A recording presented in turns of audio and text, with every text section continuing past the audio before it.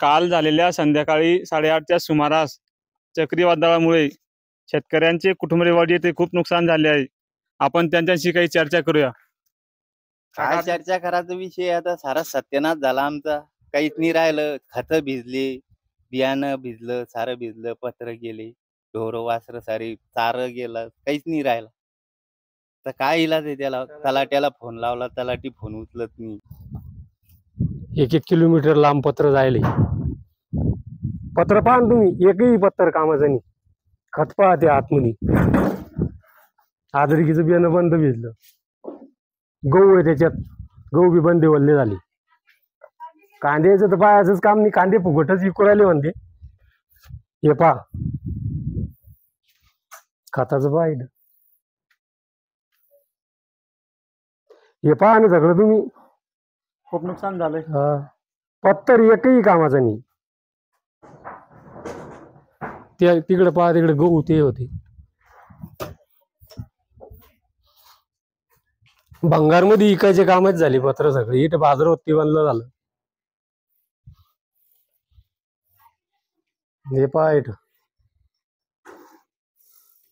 हे पहा भिंत सगळी तुटली. आता पत्र कसे लावा? पत्र कसे लावा तुम्ही? पहा ना, ते पत्र पहा ना, एकही पत्र कामाचं नाही आहे सगळं. हे पहा इकडे, हे माग टाकले पत्र आम्ही एक एक आणून, ते एकही पत्र लावायचं कामाचं नाही. बंदे भंगारमध्ये कोणी घेऊ शकत नाही जायला. हे गहू आहे सगळे इथे, या गव्हाची कोठी फुटली. काही एक चीज निराश शेतकऱ्याची. सगळं धिंगाणा झालं. काय पाणी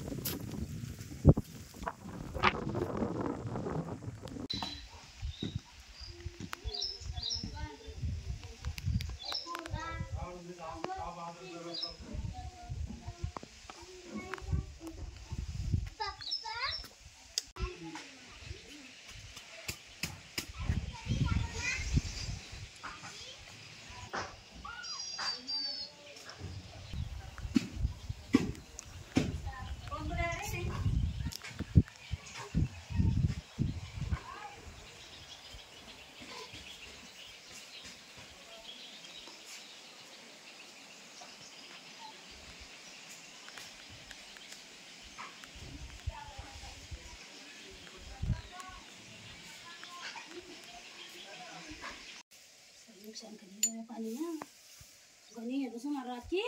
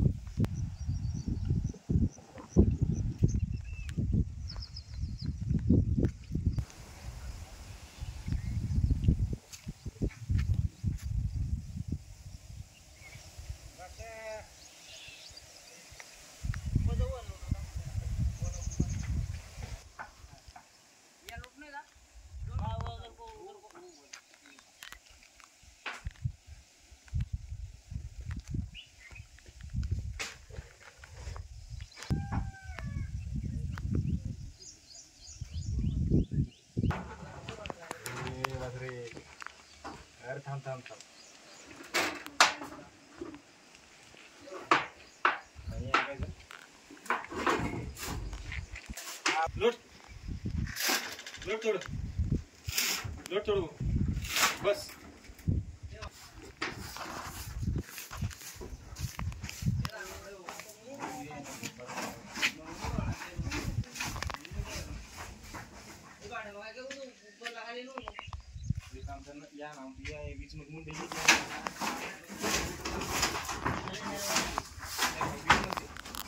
म्हणजे हमारा 12 फुटी लंबा लंबा 10 फुटी पत्थर उड़ेलच नहीं हमारा 12 फुटी संख्या 2